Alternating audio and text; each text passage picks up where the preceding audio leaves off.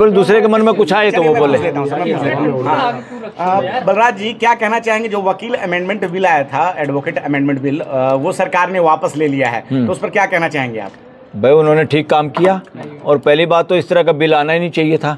जब हमारी bar council के पदाधिकारी ये कह रहे हैं कि हमने मीटिंग जब हुई सरकार के साथ या जो भी कंसर्न अथॉरिटी के साथ, उन्होंने बता दिया था कि इस तरह के पॉइंट ये नहीं चलेंगे, ठीक नहीं है, तो उन्होंने कहा था चलो इन पॉइंट को हम हटा देते हैं, जो एज पर स्टेटमेंट में बता रहा हूँ, और बाद में उन्हीं पॉइंट को दोबारा से आपने डाल दिया बिल में।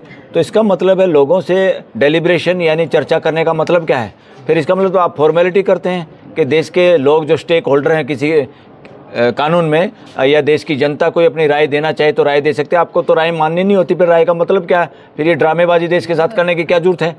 और जब कि किसी के चीज़ को सबसे ज़्यादा जानने का नॉलेज या नबज जो है वो हमारी बार काउंसिल ऑफ इंडिया के जो पदाधिकारी उनके पास है, क्योंकि वो हमारे चुने हुए नुमाइंदे होते हैं वकीलों के, उनकी बात भी नहीं मानी।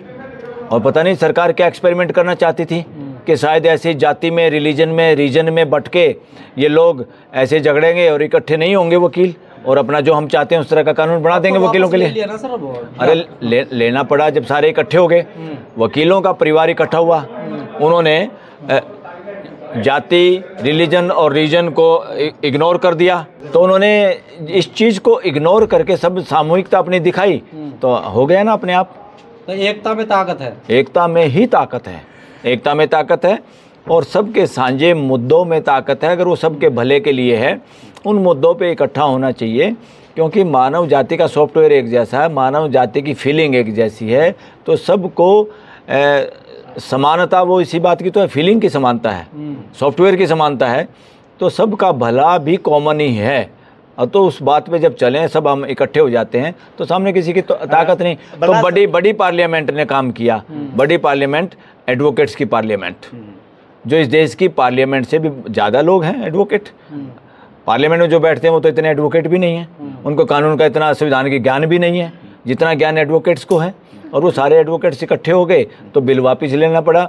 और देश में सबसे ज़्यादा 2 ही लोग संविधान के हिसाब से काम करते हैं, लोगों के फंडामेंटल राइट की चिंता करते हैं। नंबर 1 आप लोगों ने कोर्ट को बंद कर दिया sir. Number 1 advocates, number 2 media, social media, वो भी, क्योंकि एक तो गोदी मीडिया हो गया। वकीलों ने अपना रोष इजहार करके इकट्ठे होके काम बंद कर दिया। और काम बंद करने का मतलब ये नहीं है देश को नुकसान पहुंचाने की कोई मंशा थी, काम बंद करने का इसमें देश के लोगों का पूरा सहयोग था, क्योंकि देश के लोग भी चाहते थे कि इस देश में सब डरे हुए हैं, सबकी आवाज़ दबा दी जाती, जो मर्जी उल्टा पुल्टा कानून पास कर दिया जाता है। उल्टा पुल्टा कानून ही तो है UAPA PMLA, निरंकुश कानून बनाए और सुप्रीम कोर्ट कुछ नहीं कर पाई, देखती रही। सुप्रीम कोर्ट के खुद 2-4 जजेज ने लोगों को जमानत दी, अपना ज्ञान से, अपने उसके दृष्टि कॉन्स्टिट्यूशन में अपने वो इनोवेटिव तरीके निकाले और लोगों को जमानत दी, पर बाकी लोग तो अभी भी जेलों में पड़े हुए हैं। इसलिए पार्लियामेंट कानून बना दे, वो ये नहीं है कोई अच्छा कानून होगा, वो खतरनाक कानून हो सकता है। इसलिए हाई कोर्ट और सुप्रीम कोर्ट के पास पावर है उन कानूनों को रद्द करने की, और देश के पास तो 24 घंटे पावर है, देश की जनता तो मालिक है। तो देश की जनता ही बड़ी पार्लियामेंट है, देश की जनता ही सुप्रीम कोर्ट ऑफ इंडिया है, देश की जनता ही सुपर प्राइम मिनिस्टर है, देश ही ये देश, पूरा देश राष्ट्रपति भवन है, देश ही की जनता ही राष्ट्रपति है। बलराज जी, यूपी CM योगी आदित्यनाथ ने कहा है कि जो जिस भावना से आया है उसको महाकुंभ में वैसा ही दिखाई दिया है, तो गिद्धों को लाश दिखाई दिया है और सुअरों को गंदगी, इस तरह की भाषा का प्रयोग कर रहे हैं। वो बकवास करता है, वो उसकी भाषा बड़ी वो है, वो कपड़े लाल पीले पहन के वो, और अपने आप में योगी शब्द भी गलत है उनके साथ लगाना। कोई योगी आगे नहीं। योगी क्या होता है? जो योग का काम करे। क्या योग का काम? जो अस्तित्व पूरे नेचर के साथ, पूरी मानवता के साथ जुड़ाव का काम करे, भी तो संत आदमी है। और जुड़ के जो हम काम करते हैं वो भाषा ना तो किसी के खिलाफ जाती, वो सबको प्रिय होती है, और वो जो बयान दे रहे हैं। और योगी का क्या काम? शासन का। वो डेमोक्रेटिक माइंड नहीं है, और शासन मानसिकता है। शासन मानसिकता होती है जिसकी उसकी इस तरह की भाषा निकलती है, चाहे कोई भी है। हमारे अंदर भी जब शासन मानसिकता हावी हो जाती है, हमारे मुंह से भी इसी तरह की आवाज़ निकलती है। ये किसी का वो नहीं है, ये मानसिकता की गड़बड़ की वजह से जो ये बात करते हैं इस तरह की, उनको ये ध्यान रखना चाहिए। इस तरह की बेहुदी बातें नहीं करनी चाहिए किसी को भी, खासतौर पर जनप्रतिनिधियों को। वो एक जनप्रतिनिधि है, उनकी जिम्मेदारी है, और उनकी जिम्मेदारी कुंभ के साथ नहीं है। कुंभ के साथ, कुंभ में नहाने वालों के साथ भी, नहीं नहाने वालों के साथ भी, सबके साथ है। पूरा 140 करोड़ का परिवार, या यूपी का कितने करोड़ की आबादी, यूपी की 22 करोड़ उसकी, और जनप्रतिनिधियों की तो, सिटीजन की तो जिम्मेवारी पूरे देश के 140 करोड़ के लोगों की है। हमारा 5-7 आदमियों का परिवार बड़ा होकर 140 करोड़ तक पहुंचता है, और मैं तो कहता हूं इससे भी बड़ा होकर 800 करोड़ तक पहुंचता है। जो धरती पे जितने लोग रहते हैं वो सब हमारा फैमिली है, तभी वसुदेव कुटुंबकम के को मायने हैं। सर, दिल्ली में जितने भी ऑफिसों में बाबा साहब की और भगत सिंह की फोटो सब हटा दी गई है सर। हाँ, ये नॉनसेंस किया, क्योंकि जिन लोगों की फ़ोटो लगाई है वो किसी भी सूरत में डॉक्टर अंबेडकर और भगत सिंह के आसपास उनका ना चरित्र है ना आचरण है। अगर कोई कहे कि देश के प्राइम मिनिस्टर की या राष्ट्रपति की फ़ोटो लगाना ज़रूरी है, तो अगर ऐसा वो है तो कोई दिक्कत नहीं इस बारे में। इसमें बल्कि शासन की बू आती है। राजाओं के समय में ऐसा होता है कि राजा की फ़ोटो हर जगह लगेगी।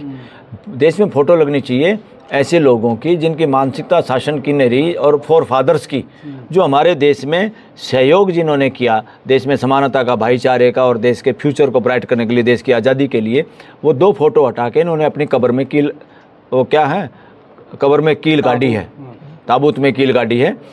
डॉक्टर अंबेडकर का और भगत सिंह का फ़ोटो वहाँ लगा रहता तो दीवार कमज़ोर, दीवार टूटने का डर थोड़ा था। 3 फोटो और ऐड कर सकते हैं आप, डिलीट नहीं कर सकते। किसी एक ने किसी की फ़ोटो लगाई, ये देश या इसका मतलब डेमोक्रेसी है, ये किसी के बाप का देश नहीं है। कोई सीएम आ गया तो अपनी मर्जी से फ़ोटो लगाएगा, सीएम की मर्जी नहीं है।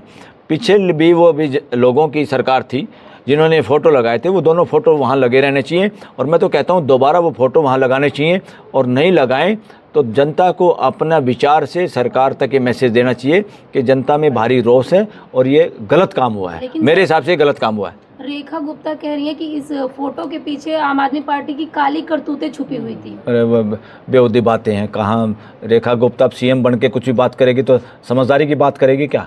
वो एज ए सीएम कुछ भी। ईवीएम पर जिस तरह से ट्रम्प बयान दे रहे हैं सर, उसको क्या कहना चाहेंगे सर? ये ट्रम्प का सीधा सा संदेश है देश के लोगों के लिए, हमारे देश के लोगों के लिए भी, दुनिया के लोगों के लिए भी, कि जिन देशों में मशीन से इलेक्शन हो रहे हैं उस पर कोई भरोसा करने की जरूरत नहीं। अपने अपने देश में बैलेट पेपर से चुनाव करवाओ और देश पूरा तैयार हो जाओ। अब तो वहाँ के खाली उसने, अब तो राष्ट्रपति ने कह दिया कि सबसे ज़्यादा हमारा जो भी है वहाँ पर इसी तरह से मतदान होता है बैलेट पेपर से। और उन्होंने तो ये भी कहा कि इंडिया में वोट बढ़ाने के लिए, वोट परसेंटेज बढ़ाने के लिए हमने पैसे दिए थे। अब तो उन्होंने नाम ही ले दिया कि किसको पैसे दिए थे। आई थिंक उन्होंने नाम लिया है ना। हाँ, किसका नाम लिया है? जनता को जागरूक करने के लिए मोदी पीएम का नाम लिया। हाँ, अब प्राइम मिनिस्टर का सीधा नाम आया है और एक राष्ट्रपति ने कहा है। वो राष्ट्रपति वहाँ यूएस का राष्ट्रपति है, बिना तथ्य के वो बयान नहीं दे सकता।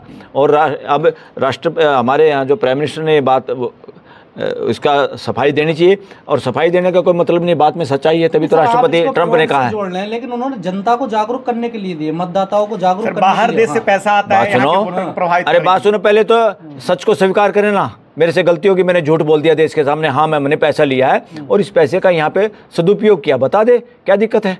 बताना पड़ेगा। किसी के बाप की दुकान थोड़ा ये देश, बताना पड़ेगा। कांग्रेस श्वेत पत्र की मांग कर रही है, सरकार कुछ बोल नहीं रही है। ये क्या मैं कह रहा हूँ, श्वेत पत्र की मांग क्या करनी है?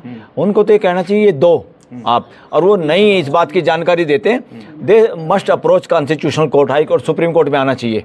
ये देश को नपुंसक नहीं बना सकते इस तरह, कोई भी सत्ता में बैठा हुआ लोग या कोई भी अपोजिशन हो या पोजीशन हो, कोई देश को गुलाम नहीं बना सकता। और देश के सामने ट्रांसपेरेंसी, अकाउंटेबिलिटी, जो डेमोक्रेटिक रूल्स हैं और प्रिंसिपल हैं, सिद्धांत हैं, और संविधान के जो सिद्धांत हमारे, उनको जो फॉलो नहीं करता वो इस देश का चोर है, इस देश का गद्दार है, वो देशद्रोही है। कोई भी कांग्रेस सीधे सीधे आरोप लगा रही है कि आरएसएस जो है बाहर देश से पैसा लेती है देश के लोकतांत्रिक मूल्यों को ध्वस्त करने के लिए। आरोप लगाती है। अगर कोई आरोप का जवाब देने सामने नहीं आता तो समझो उन्होंने, कांग्रेस ने जो आरोप लगाया वो असली है, सही है, वो सच्चाई व्यक्त कर रहे हैं। और देश को इसमें चिंता करनी चाहिए और सोचना चाहिए।